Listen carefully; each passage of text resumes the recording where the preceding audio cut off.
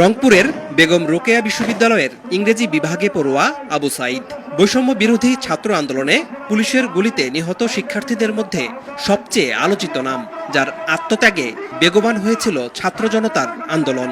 পরে যা গণ অভ্যুত্থানে রূপ নেয়, পতন হয় টানা 4 মেয়াদে ক্ষমতায় থাকা শেখ হাসিনা সরকারের। অন্তর্বর্তী সরকারের প্রধান উপদেষ্টার দায়িত্ব নেওয়ার একদিন পরেই সকালে অধ্যাপক ডক্টর মোহাম্মদ ইউনুস রংপুরের পীরগঞ্জে বাবনপুরে এই বীর তরুণের বাড়িতে যান।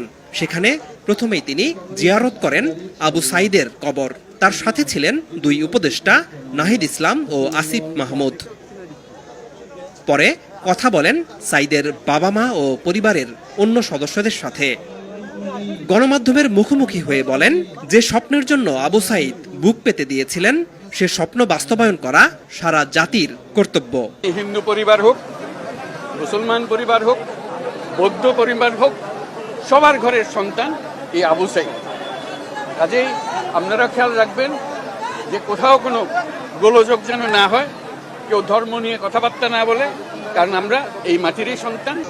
পরিবারের সাথে কি কথা হয়েছে সে প্রসঙ্গে আবু সাইদের ভাই জানান, তারা 9 দফা দাবি জানিয়েছেন। ন্যায্য অধিকার আদায়ের জন্য কারো যেন এভাবে জীবন দিতে না হয়। পরে ডক্টর ইউনুস যান আবু সাইদের শিক্ষা প্রতিষ্ঠান বেগম রোকেয়া বিশ্ববিদ্যালয়ে।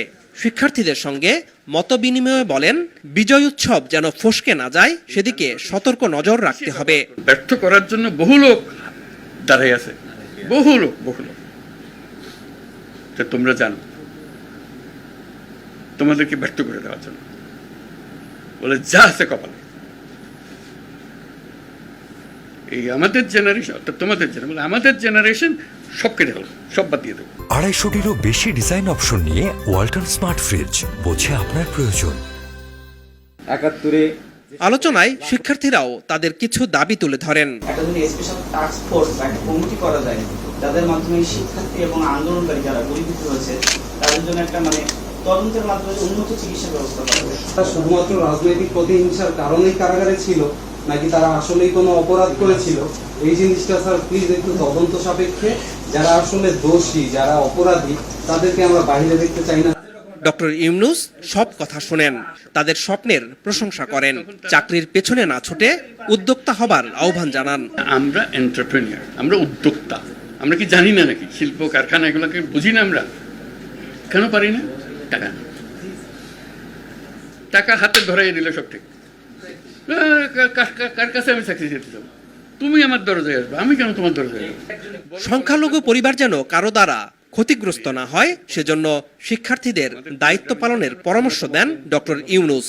বিমানবন্দরে প্রবাসীদের সাথে সম্মানজনক ব্যবহারের নির্দেশ দেওয়া হয়েছে বলেও জানান তিনি। আবু সাইদের মৃত্যু ভীষণ ব্যথাতুর এবং শোকে বিহ্বল করেছিল ডক্টর মোহাম্মদ ইউনুসকে। তাই তিনি আজ তার বাড়ি ঘুরে গেলেন। একই সাথে শিক্ষার্থীদের কাছ থেকে আর্থিক, সামাজিক এবং প্রাতিষ্ঠানিক খাতে বিভিন্ন বৈষম্য এবং অনিয়মের কথা মনোযোগ দিয়ে শুনলেন। জানালেন, বাংলাদেশের তরুণেরা এখন বিশ্ব জয় করার ক্ষমতা রাখে। সম্প্রতি আন্দোলনে আহত শিক্ষার্থীদের চিকিৎসার খোঁজ খবর নিতে পরে রংপুর মেডিকেল কলেজ হাসপাতালে যান ডক্টর ইউনুস।